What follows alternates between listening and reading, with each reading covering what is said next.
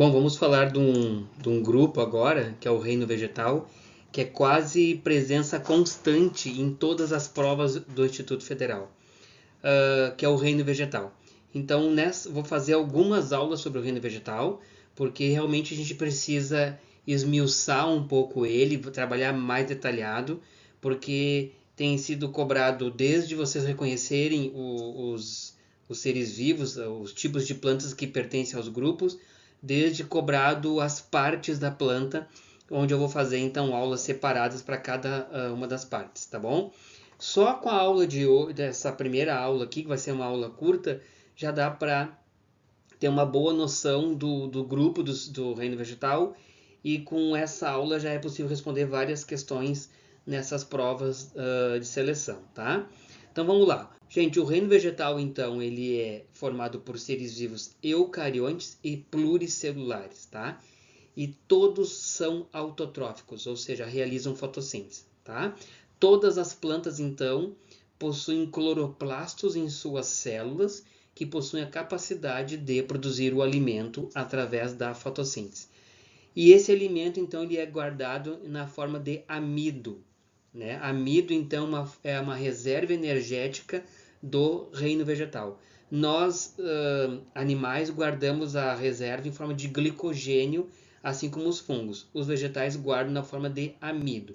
Então, você pode ter na sua casa, por exemplo, o que a gente chama de maisena, que é o amido de milho, né? Nada mais é do que carboidrato, açúcar produzido, então, por essa planta, tá bom? E uma característica é que as células vegetais, né, possuem parede celular de celulose. Então, a celulose também é um carboidrato, é um açúcar, que é conhecido por nós por ser usado para produzir papel, tá? Então, por isso que se diz que a gente derruba a árvore para produzir papel. Sim, a produção do papel vem da celulose retirada da parede celular das células vegetais.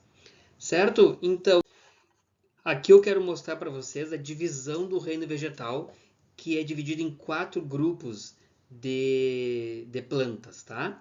Então, a primeira divisão lá em cima em amarelo, eu vou dividir o reino vegetal em plantas avasculares e vasculares. Avascular quer dizer plantas sem tecido de condução, sem vasos condutores. E vasculares são plantas com vasos condutores. Dentro do grupo de plantas avasculares, nós só temos um grupo, que são as briófitas, certo? Agora, dentro do grupo das vasculares, eu tenho que fazer uma divisão. Plantas sem semente ou plantas com semente. Nas plantas vasculares sem semente, nós temos outro grupo de vegetais, que são as pteridófitas. E nas plantas com semente, eu tenho que fazer uma nova divisão, porque esse grupo apresenta também uma diferença entre as plantas sem flor e fruto e as plantas com flor e fruto.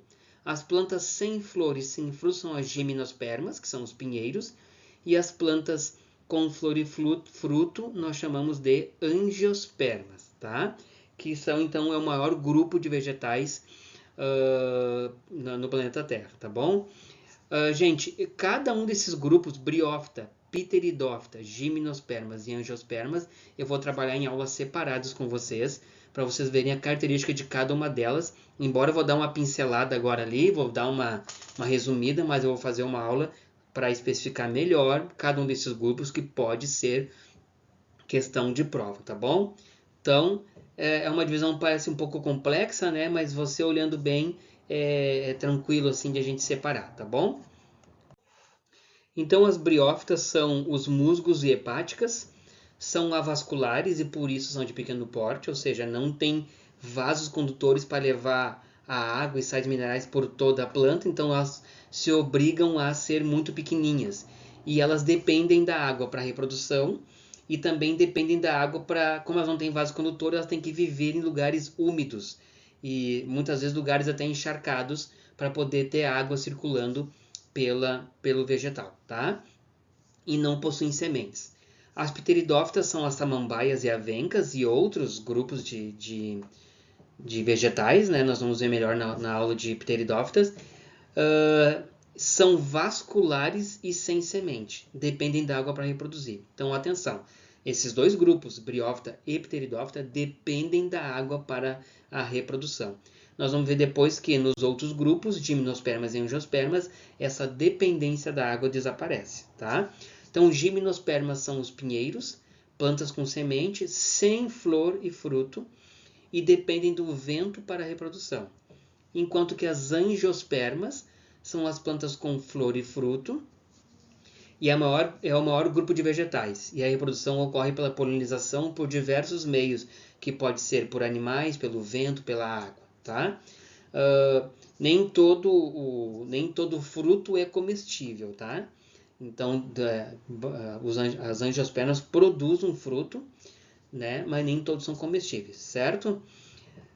Então, alguns termos importantes sobre o reino vegetal, para a gente concluir essa aula curta aqui.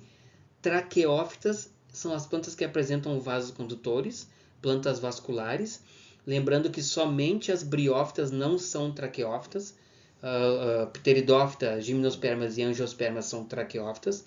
E outros termos que podem aparecer também no reino vegetal é fanerógamas, são as plantas que possuem semente, portanto são as angiospermas e as gimnospermas. Também podem ser chamadas de espermatófitas. E criptógamas são plantas que não possuem semente, nem flores. Portanto, são as briófitas e as pteridófitas. Então, fanerógama e criptógama podem ser termos que apareçam na prova do Instituto Federal, tá? Então, a gente tem que dar uma relembrada nisso aí, certo? Até a próxima aula, então, onde eu vou trabalhar mais detalhadamente as briófitas e as pteridófitas, as gimnospermas e as angiospermas, tá bom? Muito obrigado e até mais.